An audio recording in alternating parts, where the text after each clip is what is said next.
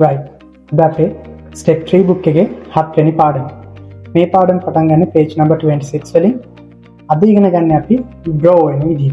game එකක් draw වෙන විදිහ. මේකේ game එකක් draw වෙන අවස්ථා කිහිපයක් ඔයාලට දීලා තියෙනවා. පොඩි note එකක් එක්කම. අපි මේ ටික ටක් ගාලා කියවගෙන යමු. පළවෙනි එකේ තියෙන insufficient materials ඒ කියන්නේ materials game එකේ ඉන්න pieces අනුව game එක draw වෙන්නේ කොහොමද කියලා. මෙන්න මෙතන දීලා තියෙනවා kingලා දෙන්න විතරක් ඉතුරුනාම draw. කෙනෙක්ට king knight අනිත් එක්කෙනාට king විතරක් ඉතුරුනාම draw. තව එක්කෙනෙක්ට king bishop අනිත් එක්කෙනාට king විතරක් ඉතුරුනාම draw. ඒ වගේම මෙතන kinuයි knightලා දෙන්නත් එක්ක opponent king විතරක් හිටියාම draw වෙනවා කියලා කියනවා. ඒතර දැන් ඇත්තටම බැලුවොත් knightලා දෙන්නයි kinuයි එක්ක game එකක් checkmate position එකක් අපිට හදන්න පුළුවන්. හැබැයි ඒක ලේසි නෑ. අපි හැමෝම දන්නවා king එක කොට 50ක් යන්න කලින් game එක draw checkmate හරි මොකක් හරි result එකක් ගන්නවා. knightලා දෙන්න විතරක් ඉද්දී king විතරක් ඉන්න කෙනා ඒ කියන්නේ නරකම විදිහට ඇද්දොත් give up කරලා play කරොත් අනිවාර්යෙන් checkmate වෙනවා. නැත්නම් එහෙම ලේසි එකට checkmate කරන්න අමාරුයි. එතකොට ඒ වගේ තමයි perpetual check කියලා තියෙනවා. perpetual check කියන්නේ non stop එක දිගට check කරන්න පුළුවන්.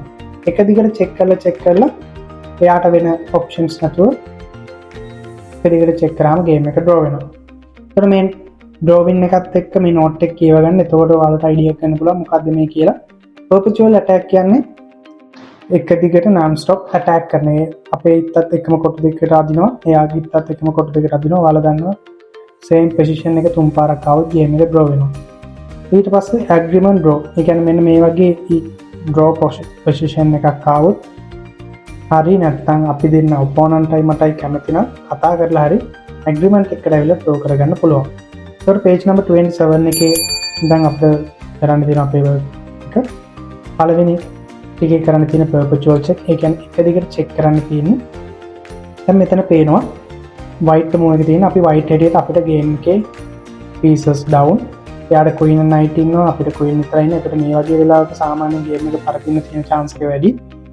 එහෙනම් අපි පුළුවන් සාමාන්‍යයෙන් අපි පරදින්න යන game එකක් හරි give up කරන්න නැතුව draw එකක් හරි දාගන්න බලන්න. ඒතර මට පුළුවන් මේ queen ගෙන් e8 දාලා check කරන්න. e8 දාලා check කරාම king ට තියෙන එකම option එක h7 එකට යන එක විතරයි. h7 නාපු ගමන් ආය අපි king ආය අපේ queen h5 එකට දාලා check කරනවා. ඒකට king ට යන්න තියෙන එකම square එක g8 විතරයි. ඒකට king ට මේ g8 h7 කියන කොටු දෙකට විතරයි අදින්න පුළුවන්. මට queen අදින්න පුළුවන් h5 එකටයි e8 එකටයි. මේ දෙකට මාරුවට අදදී කිය. එයත් එකම තරමට අදින්න වෙන options නැහැ එයාට කරන්න. එතකොට එකම position එක තුන් පාරක් ආපු ගමන් game එක draw වෙනවා. මේකට තමයි perpetual checks කියන්නේ. non stop check කරලා game එක draw කරගන්න තියෙන්නේ. 28 වෙනි පිටුවේ තියෙනවා stalemate කරගන්න game එකක් දැන්. right මේක හොඳට බලන්න. opponent ඉන්නවා queen යි pawn ලා 4 දෙනෙක් 5 දෙනෙක් මට ඉන්නේ queen යි pawn යි විතරයි. ඒතකොට මේ වගේ වෙලාවක කොහොමත් අපි පරදිනවා. මොකද එයා black team pass pawn ලා ටික අපිට පුළුවන් නම් මේ පරදින්න යන game එක draw කරගන්න. අන්න ඒක තමයි කරන්න ඕනේ. ඒතකොට මේ වගේ අවස්ථාවක අපි කොහොමද මේ stalemate එකක් දාගන්නේ? stalemate එකක් කියන්නේ අපි කලින් ඉගෙනගෙන තියෙනවා. king ට check එකකුත් නැතුව එයාට move කරන්නත් බැරුව කොහෙටවත්. ඒ වගේම අනිත් ඉන්න pieces උත් move කරන්න බැරි වුණාම අපි කියන stalemate එකක් කියලා. ඒතකොට මේක stalemate එකක් හදාගන්නේ කොහොමද? මට පුළුවන් මේ queen d4 එකට අදින්න. check. එතකොට මේ black king ට කරන්න තියෙන check එකෙන් බේරන්න පුළුවන් එකම ක්‍රමය තමයි queen කපන එක. king ගෙන් queen කපපු ගමන් white move එකේ තියෙන white move එක වෙලාවේ එයාට කරන්න පුළුවන් කිසිම legal move එකක් නැහැ.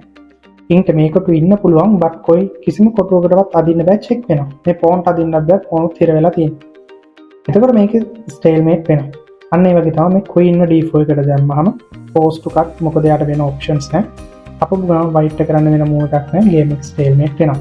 ඒතර මෙන්න මේ page number 28 එකේ මේ විදිය තමයි කරන්න තියෙන්නේ.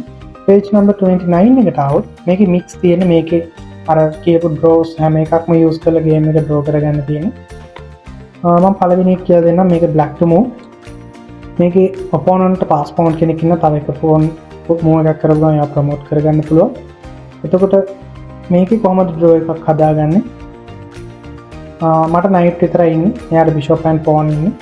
මේක අපිට පුළුවන් නම් මේ bishop and pawn කියන දෙන්න හරි නැත්නම් එකයිත් එක්ක ඉතිරි කරගන්න. මේ pawn වයින් කරගත්තොත් game එක කොහොමද draw කරගන්න ලේසි.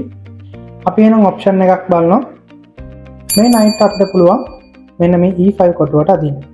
e5 කොටුවට ඇදපුවාම king to check ඒ වගේ මේ pawn ටත් attack white අනිවාර්යෙන් king of pawn check එකෙන් බේර ගන්න වෙනවා check එකෙන් බේරගත්ත ගමන් මම knight cut pawn කරනවා එයා bishop ගෙන් knight cut කරපු ගමන් white ඉතිරි වෙනවා bishop and king opponent black ඉතිරි වෙනවා king විතරයි ඒ කියන්නේ අනිවාර්යෙන් game එක drop මොකද පළවෙනියට මේ ඉගෙන ගත්ත draw වෙන ක්‍රමවල වලින් king and knight king and pawn knight නැත්නම් king and bishop එක opponent ගේ king විතරක් හිටියොත් game එක draw වෙනවා කියලා මේ පිටුවේ ක්‍රම ඔක්කොම අපි බලලා කරන්න තියෙන page number 29 එතකොට මෙන්න මේ page එකට හොඳට කරන්න එතකොට අපිට පුළුවන් පරදින්න යන ගේම් එකක් වුණත් අපි මේ ටැක්ටික් යූස් කරලා මේ ක්‍රම ටික භාවිතා කරලා ඩ්‍රෝ එකක් හරි දාගෙන ලකුණු බිඳුවක් වෙනකොට ලකුණු භාගයක් ගන්න. එහෙනම් අපි ඊළඟ වීඩියෝ එකෙන් හම්බ වෙමු.